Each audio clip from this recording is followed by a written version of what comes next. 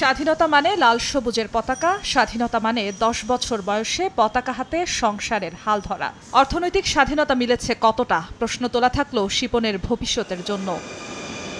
শত উন্নয়নের গল্প বলা নগরে স্বাধীনতা মানে এক ফোঁটা স্বস্তির সঙ্গে দুফোঁটা আক্ষেপ, অভিযোগ।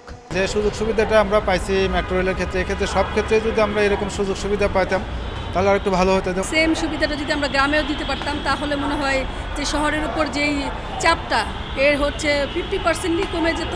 স্বাধীনতা মানে 54 বছরের বাংলাদেশে মনোয়ারা বেগমের 30 বছরের ভাসমান অনিশ্চয়তার জীবন। সবাই বাড়িঘর আছে যায়, আমি তো ড্রাইভারও পারি না, আবার এনে আইয়ে দেখবেন আমি কোনো জায়গা নাই।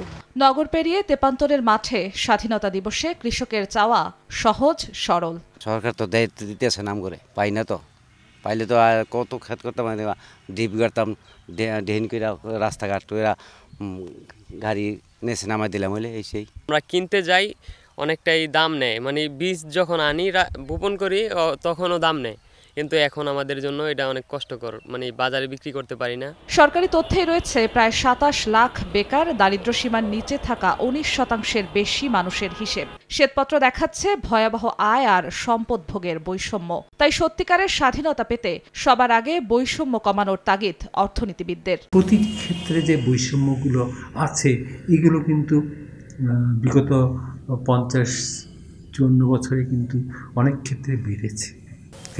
এটা তো আমাদের স্বাধীনতার মানদণ্ড হতে পারে না। আসছে বাজেটেই বৈষম্য কমানোতে জোর দেওয়ার প্রস্তাব বিশেষজ্ঞের। পাহাড় থেকে সমতল, শহর থেকে গ্রাম, কৃষক থেকে আমলা, রাষ্ট্রের প্রতিটি পদক্ষেপের সমান সুফল যেন ভোগ করে 56,000 বর্গমাইলের প্রত্যেকটি মানুষ।